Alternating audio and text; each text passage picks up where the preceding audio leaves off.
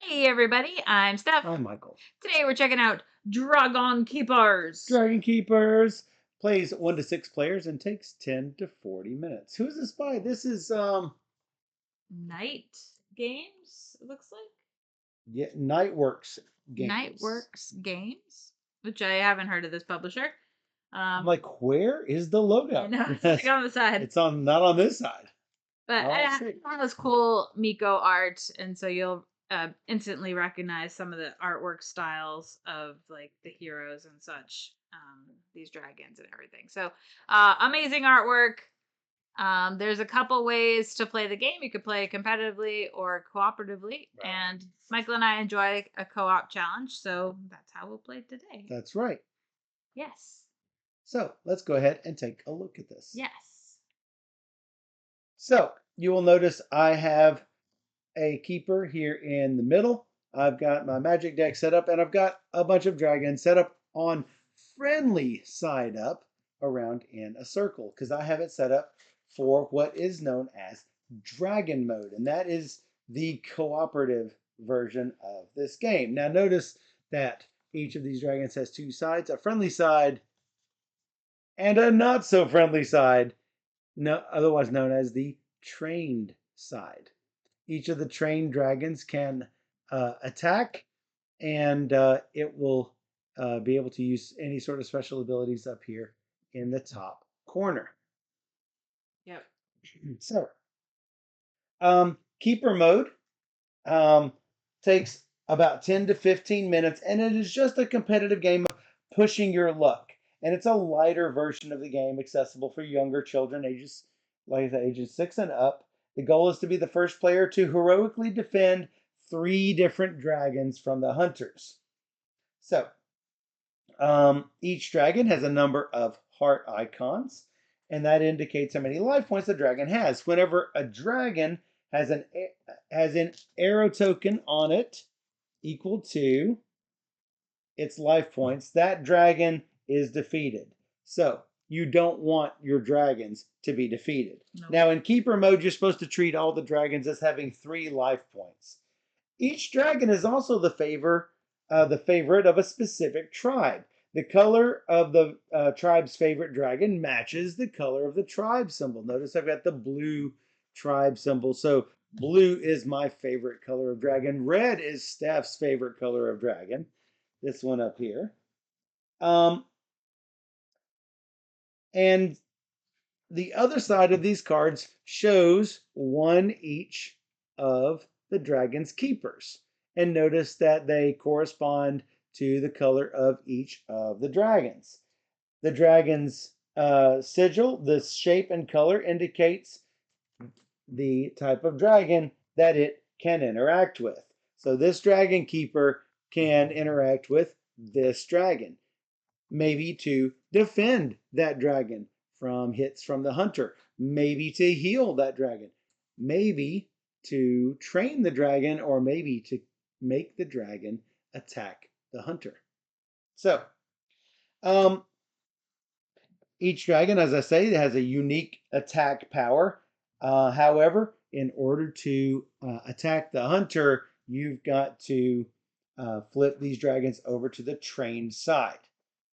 So, as I mentioned, the keeper mode, you want to be the first to place all 3 of your shield tokens on 3 different dragon tiles. So if I was playing blue, I would have these 3 tokens, and I want to be the first one of the 2 of us to successfully defend 3 different attacks by placing my shields like this over the course of the game. And you will see how we defend them as we play through dragon mode. But that is basically all you're going to do for keeper mode. What you will do is you will roll all of the hunter dice in the hunter dice pool, which are currently on the hunter card. Each rolled result is the hunter targeting that dragon. So all you'll do is move these dice to the dragon. Each player will choose 1 keeper card from your hand and put it face down. And you must choose a keeper card that matches the dragon targeted by the hunter. Once all players have made the selections, the chosen cards are revealed simultaneously. Each targeted dragon will either be protected if one or more players chose that keeper card, or wounded if nobody chose that keeper card. When a dragon is protected by multiple keepers, nothing happens. So if Steph and I had both protected the white dragon, nothing happens. When a dragon's protected by only one keeper, that player places one of their shield tokens on that dragon. In addition, if the protected dragon was the player's favorite dragon, they can remove one arrow token from any dragon. But if you don't block that wound, then the dragons are going to get hit like that. At the end of the round, check to see if either one or more dragons have been defeated or if one or more players have placed all three of their shield tokens on a single dragon. And that is basically all there is to keeper mode. So, dragon mode is a little bit more advanced and it is cooperative. It's a game of hand management and coordinated efforts. It's much more strategic. The goal for dragon mode is to train a number of dragons and have them each successfully attack the hunters. You can also play this at a variety of different skill levels. Notice that easy mode, you have to have 4 different dragons attack the hunter. At medium mode 5, at hard mode 6. You've also got extreme and impossible mode. In those cases, there are different dice that have weak fireball dice and strong fireball dice. Whenever you see us pull out white dice from the bag, those typically correspond to weak dice, and the red ones correspond to strong. As you can see here. Actually, no, that is not correct. You notice how this has a little X on it. This X indicates a weak die. Notice that on the white dice, there are not as many fireball symbols on the yellow die as there are on the red die. But you've also got some weak symbols on this red die. At least I believe that's how it is. When we're playing in easy, medium, or hard mode, you don't really worry about weak or strong fireball symbols. Let me double check that real quick. Yes, that is correct. So you'll notice that an X is a miss, and a fireball with an X is a weak flame, and on the harder difficulty levels, that equals a miss. And a normal flame is a fireball that hits. So for game setup, you're gonna get a number of 100 dice equal to the number of players, setting that in the middle. You're going to put all 12 battle dice into the training bag, which comes with the game. Notice it's got the little Dragon Keeper's logo stitched on it. And you're going to give each player a keeper deck, a player aid, and a set of action tokens. 2 defend tokens, 1 heal, and 1 train. We don't start off with any attack tokens, these orange tokens over here on the side. We will get those as the game goes on. So Steph has been chosen to be first player, so she gets this wonderfully detailed hunter pawn. We have chosen to play the medium difficulty level, and we've prepared the magic deck over here. The magic deck consists of 18 cards. Basically, we took 2 cards, put them off to the side, and then had 4 different stacks of 4 cards each, into which we put 4 hunters, 1 in each of those 4 stacks. This will basically add dice to the hunter, making him harder and harder to defeat because he is doing more and more damage to our dragons. No. Then we put our 2 cards we set aside on top, and that's what we start with. So, we are going to be played until an in-game trigger has occurred. We are allowed to discuss our strategy however we want. However, the only thing we cannot directly state or even hint at is which keeper card we are going to play. Sometimes it's going to be obvious which card is best for you to play. Other times it will not. So, first, we are going to roll the 100 dice pool to find out which dragons are going to be targeted. So the player who currently has the hunter pawn normally passes it to the player on the left. We're going to skip it in turn 1. we're going to move the top card of the magic deck over to the discard pile, revealing the next card of the deck. Also, we're going to skip this in turn 1. For every 3 fireball tokens that are on the hunter card, we remove a die from the hunter die pool and return it to the supply, and Nice. return 3 fireballs to the supply as well. If there are still fireballs, we get to remove more dice. Wow. Then the player first in turn order rolls all the dice in the hunter die pool. Looks like we have a red and a white. So then we're going to go to the keeper phase. In turn order, each player will select a keeper card, an action token to play, or they may pass. Then we're going to do the resolve step. In turn order, each player will resolve their selected keeper card and action token, obviously, unless you passed. So we're going to choose it. Steph's going to choose a keeper card, but not reveal it yet. I am also going to select a keeper card and not reveal it yet. Now, based on the card and token she chooses, I might do something slightly different. Now, why would you even want to pass? Well, any sort of keeper cards that we play and tokens that we play are going to stay right here as we keep playing them until we run out of cards and or tokens, at which point I'm going to need to pass because I don't have any more tokens left. When I pass, I take everything back into my hand, but that is the entirety of my turn. I've got back all of my discs. I've got back all of my cards. In addition to selecting keeper cards, you can also declare that you will use one of your magic cards. If you do, place the magic card face up next to the keeper that you selected. Um, if you if you pass, you get to take back your keeper cards and action tokens. The magic cards are one-time use only. Um, Then, as I mentioned, in turn order, we will turn over our keeper cards and then resolve those effects in player order.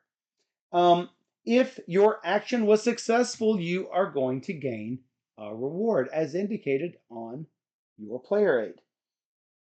So, if you declared a magic card, you have to use the card's ability. You can use it either before or after your action. So, then the dragon phase will happen. In this phase, all the attacks of the hunters will resolve. For every hunter die that is still remaining on those dragon tiles, we're going to add 1 arrow token to that dragon, and then we're going to return all the hunter dice from dragon tiles to the hunter dice pool. As soon as, on medium level, 5 dragons have been trained and have attacked this guy, this hunter, which we will indicate with these shield tokens. As soon as this dragon has successfully attacked the hunter, we're going to put a shield on it. As soon as 5 have, we have won the game instantly. And yay, we win together. As soon as 1 dragon has been defeated, or when the magic deck is empty, when a card must be drawn or moved to the discard pile, the game ends instantly and we lose. So, remember how I said that this is mostly made up of magic cards, but there are also some hunters in it. Every time we reveal a hunter, we will add a die to the hunter so that he can roll more dice. Now, whenever you get good at this game, there are also hunter abilities that you can add based on the hunters that pop out. And you'll notice that it's got the really cool, what is it, Miko? Yeah. It's got some really cool Miko art, Yeah. as you can, very distinct art style. Yeah. There it is, Mihajlo the Miko Dmitrievsky. Um, you can also play this solo, by the way. Let's talk a little bit about these action tokens. If you decide to defend, if uh, if you're successful, meaning if you have defended a dragon that is being targeted by an attack, you get to return all the hunter dice from this dragon back to the hunter dice pool. Obviously, you're going to fail if there are no hunter dice there, and this will usually only happen if both of us have selected the same dragon to defend. Like if Steph defends the white dragon and I was going to defend the white dragon, there's not going to be a die there because she has already successfully defended it. The reward is gaining a magic card, either from the top of the deck or from the top of the discard pile. Both of them are available. Another thing that we can do is to heal. This is a green token, though you can't really tell it all that much from the green screen that we have. But you'll notice it's got this little heal logo on it. It's an arrow with an X through it.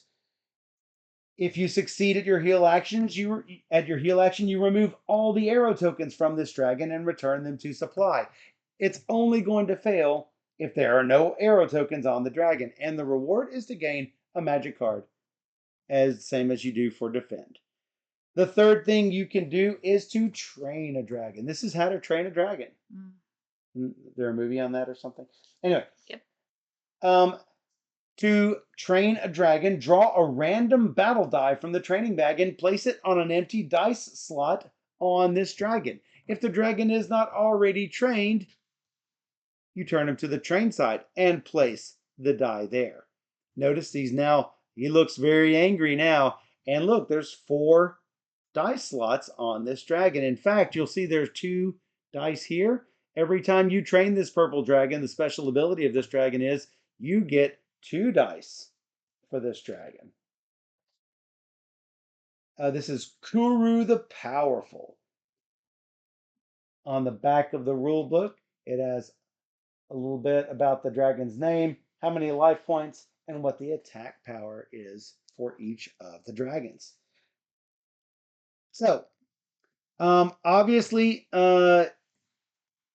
the success for training is just to turn this over and you get to take a new action token of your choice from the supply. However, this action will fail if this dragon has any arrow tokens on it, or if the dragon is currently being targeted, or if this dragon has already been trained the maximum number of times. Finally, the one action we don't yet have available to us, but hopefully we can train dragons to make it available to us, is the attack action. For this, you're going to roll the attacking dragon's battle dice that are collected on its card, and if you get a hit on the hunter, you will get a success. Each dragon, like I say, has a different attack power that activates when they attack. Obviously, if you roll all misses, it's determined a failure. If this is the first time this dragon is successfully attacked, you get to put the corresponding shield on that dragon. And as I mentioned before, once we get 5, we have won the medium level of difficulty. Easy is 4, hard is 6. So I guess we could technically keep playing until we finish the hard level if we wanted to do so. I agree. The attack should be a fireball. I think it's more that if you're playing the other mode, that we're trying to defend the dragons, and so maybe that's why it's a bow and arrow. I don't know. It's odd. It probably should have been a fireball on here, but maybe that is to prevent it from being confused with the fireball tokens, I'm guessing. Could be, yeah. It is possible. So, the variant in which all the different hunters in the deck have powers, that's called the Shadow Tribe variant. We are not playing with the Shadow Tribe variant because when we played this before, we lost. Yeah. We lost pretty poorly. We thought we were going along just fine, and then we both ran out of cards at the same time. I didn't have any attack tokens. We ran out of heal tokens at just the wrong time. So I think with that little bit of knowledge, I think we'll be able to better handle things this time around.